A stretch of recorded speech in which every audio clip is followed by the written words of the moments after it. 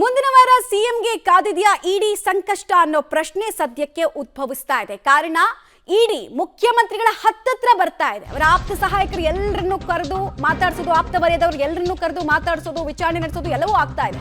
ಹೀಗಾಗಿ ಸಿಎಂ ಸಿದ್ದರಾಮಯ್ಯ ಆಪ್ತ ಬಳಗದ ಸುತ್ತ ಇಡಿಯ ಕುಣಿಕೆ ಬಿಗಿಯಾಗ್ತಾ ಇದೆಯಾ ಅಂತ. ಇದೇ ಬೆನ್ನಲ್ಲೇ ದೆಹಲಿ ಕಾನೂನು ತಂಡದ ಜೊತೆಗೆ ಸಿದ್ದರಾಮಯ್ಯ ಅವರು ಸಮಾಲೋಚನೆಯನ್ನು ಕೂಡ ನಡೆಸಿದ್ದಾರೆ.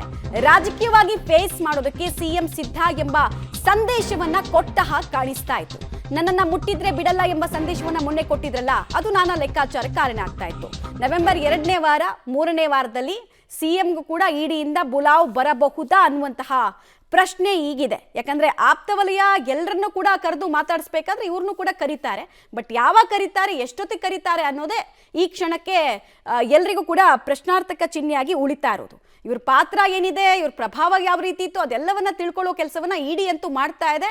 ಆಪ್ತ ಬಳಗವನ್ನ ಸುತ್ತುವರಿಯೋದ್ರ ಮೂಲಕ ಹತ್ತತ್ರ ದಿನ ಒಂದೊಂದೇ ಹೆಜ್ಜೆ ಇಟ್ಕೊಂಡು ಇಡಿ ಅಧಿಕಾರಿಗಳು ಬರ್ತಾ ಇದ್ದಾರೆ. ಸೊ ಯಾವ ವಾರದಲ್ಲಿ ಮುಖ್ಯಮಂತ್ರಿಗಳಿಗೂ ಕೂಡ ಇಡಿ ವಿಚಾರಣೆ ಆಗತ್ತೆ ಅನ್ನೋ ಕುತೂಹಲ. ಡೀಟೇಲ್ಸ್ ಕೊಡ್ತಾರೆ, ನೇರ ಸಂಪರ್ಕದಲ್ಲಿ ಜಾಯಿನ್ ಆಗ್ತಾರೆ ಸುಕೇಶ್. ಇಡಿ ಸಿಎಂ ಹತ್ತತ್ರ ಬರ್ತಾ ಇದೆ. ಕುತೂಹಲ ಇರೋದು, ಆಪ್ತರು ಎಲ್ಲರನ್ನ ಕರೆದ ಮೇಲೆ ಇವ್ರನ್ನ ಕರೀದೆ ಹಾಗೆ ಬಿಡೋದಕ್ಕಂತೂ ಸಾಧ್ಯ ಇಲ್ಲ. ಸೊ ಯಾವಾಗ ನೋಟಿಸ್ ಕೊಡಬಹುದು, ಯಾವ ರೀತಿ ಪ್ರಕ್ರಿಯೆಗಳು ಸಾಗಬಹುದು ಅನ್ನೋ ಕುತೂಹಲ ಸದ್ಯಕ್ಕೆ ಮನೆ ಮಾಡ್ತಾ ಇದೆ. ಸಹಜವಾದ ಕುತೂಹಲ. ಯಾಕಂದರೆ ಈ ತಿಂಗಳ ಅಂತ್ಯದ ಒಳಗಾಗಿ ಅಂದರೆ ಎಲ್ಲೋ ಒಂದು ಕಡೆಯಲ್ಲಿ ಮಹಾರಾಷ್ಟ್ರ ಚುನಾವಣೆಯ ವಿಚಾರವೂ ಕೂಡ ಇಲ್ಲಿ ವಿಚಾರ ಆಗಬಹುದು ಅನ್ನುವಂಥದ್ದು. 20ನೇ ತಾರೀಕು ಮಹಾರಾಷ್ಟ್ರ ಚುನಾವಣೆ ಮುಗೀತು ಅಂದರೆ ಬಹುಶಃ ಒಂದು 2-3 ದಿನದೊಳಗಾಗಿ ಬೆಳವಣಿಗೆಗಳು ಆಗ್ಬೋದು ಅನ್ನುವಂಥದ್ದು. ಯಾಕಂದರೆ ಇತ್ತೀಚೆಗೆ ಮುಖ್ಯಮಂತ್ರಿಗಳು ಆಡ್ತಿರುವಂಥ ಮಾತು ಅಥವಾ ಆಡಿದಂಥ ಮಾತುಗಳನ್ನ ನೋಡಿದಾಗ ಸಹಜವಾಗಿ ಒಂದು ರೀತಿಯ ಆಕ್ರೋಶವನ್ನು ಅವರು ಹೊರಹಾಕಿರುವಂಥದ್ದು. ಆ ಸಂದರ್ಭದಲ್ಲಿ ಅವರ ಸುತ್ತಮುತ್ತಲಿನ ಆಪ್ತ ವಲಯಕ್ಕೆಲ್ಲರಿಗೂ ಕೂಡ ಇಡಿ ನೋಟಿಸನ್ನು ಮಾಡ್ತಾ ಇರುವಂಥದ್ದು, ಅವರನ್ನ ವಿಚಾರಣೆಗೆ ಕರೆಸ್ತಾ ಇರುವಂಥದ್ದು ಕೂಡ ಒಂದು ಬೆಳವಣಿಗೆ ಭಾಗ ಆಗಿರುವಂಥದ್ದು. ಎಲ್ಲ ನೋಡ್ತಾ ಇದ್ರೆ ಆದಷ್ಟು ಶೀಘ್ರವಾಗಿ ಏನಾದರೂ ನೋಟಿಸ್ ಬರಬಹುದಾ, ವಿಚಾರಣೆಗೆ ಬನ್ನಿ ಅನ್ನುವಂಥ ಬುಲಾವ್ ಕೊಡಬಹುದಾ ಅನ್ನುವಂಥ ಸಹಜವಾದ ಕುತೂಹಲ ಇದೆ. ಮತ್ತು ಆ ಬಗ್ಗೆ ಸಾಕಷ್ಟು ಚರ್ಚೆ ನಡೆದಿದೆ.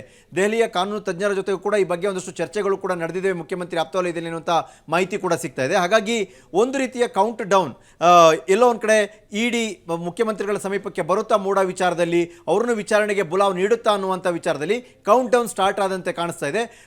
ಬಹುತೇಕ ಮಹಾರಾಷ್ಟ್ರ ಚುನಾವಣೆಯ ಒಂದು ಸಣ್ಣ ಅಡ್ಡಿಯನ್ನು ದಾಟ್ಕೊಳ್ತಾ ಇದ್ರೆ ಇನ್ನೊಂದು ವಾರ ಕಳೀತಾ ಇದ್ದಂತೆ ಅಥವಾ ಮುಂದಿನ 2ನೇ ವಾರದಲ್ಲೇ ಎಲ್ಲಾದರೂ ಬುಲಾವ್ ಕೊಡಬಹುದು ಅನ್ನುವಂಥ ಚರ್ಚೆ. ಈ ನಿಟ್ಟಿನಲ್ಲಿ ಕಾನೂನು ತಜ್ಞರ ಜೊತೆಗಳು ಕೂಡ ಸಾಕಷ್ಟು ಚರ್ಚೆಗಳು ನಡೀತಿದೆ ಅನ್ನುವಂಥ ಮಾಹಿತಿ ಕೂಡ ಸಿಗ್ತಾ ಇದೆ. ಮಮತಾ, ಧನ್ಯವಾದ ಸುಕೇಶ್ ನಮ್ಮೆಲ್ಲ ಮಾಹಿತಿಗಾಗಿ.